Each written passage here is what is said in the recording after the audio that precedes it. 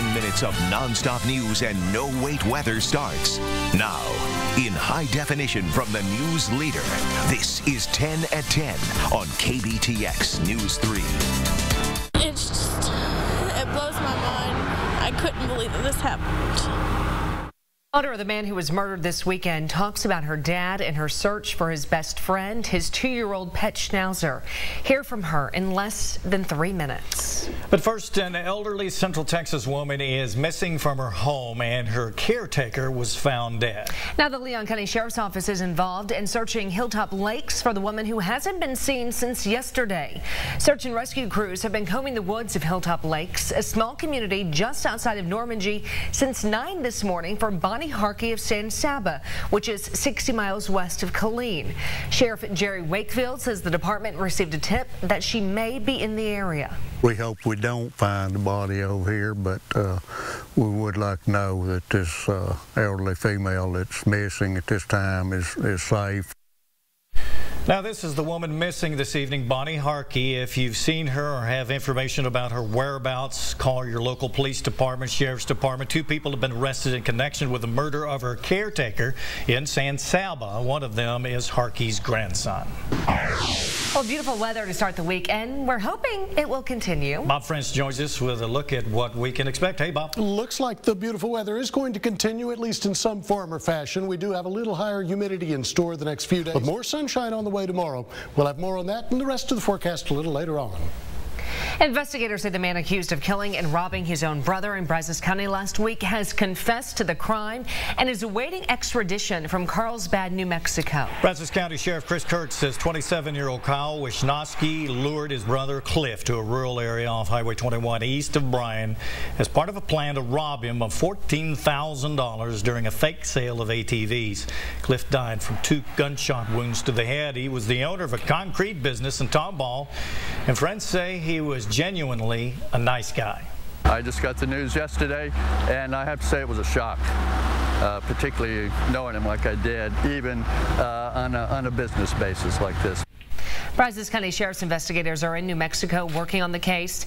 Kyle Wisnowski's bond has been set at $1 million for the first-degree murder charge. Now, investigators say the suspect confessed not only to the murder, but to also dumping his brother's 2-year-old dog 5 miles from the crime scene. News 3's Rashi Batts talked with the victim's daughter and ex-wife, who are desperately trying to find Cliff Wisnowski's pet Schnauzer, Marley, in hopes of finding closure.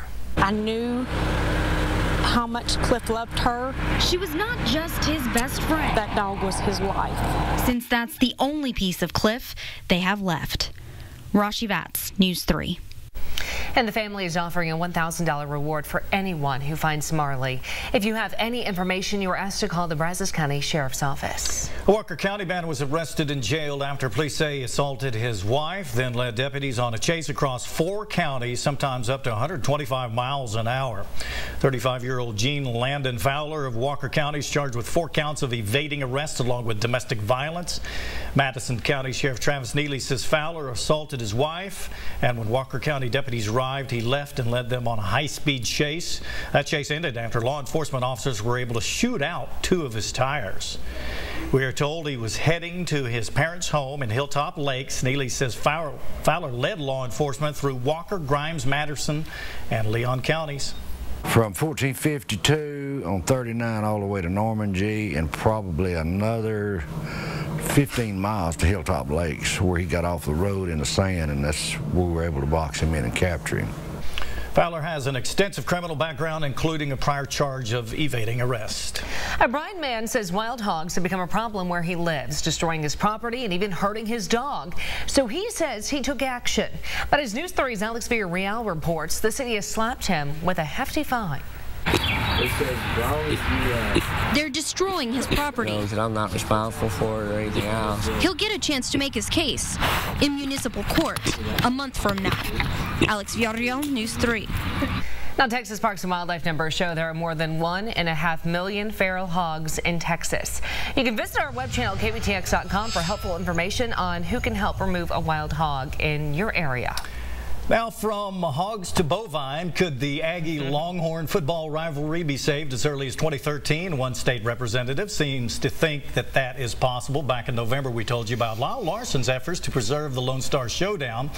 The state representative from San Antonio and Texas A&M graduate has been working with both schools to restart the rivalry. UT athletics officials have said they are in no hurry to resume the series, but according to Larson's office, he has held productive meetings with top leaders at both schools, and a neutral site game with interested corporate sponsors has the potential to happen as early as 2013. Representative Larson will be live on First News at 4 tomorrow afternoon to talk more about his efforts to keep the A&M-UT game alive. Texas officials were on hand in Washington today as the courtroom battle over health care reform began at the Supreme Court.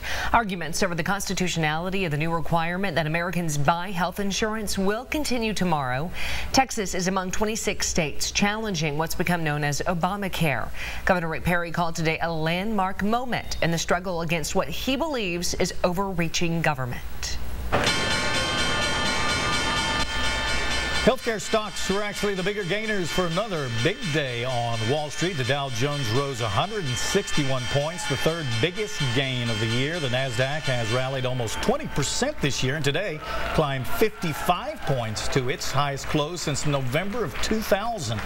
The S&P 500 closed at its highest level since May of 2008. And coming up, a whale of a tale as this sea creature needs help getting free.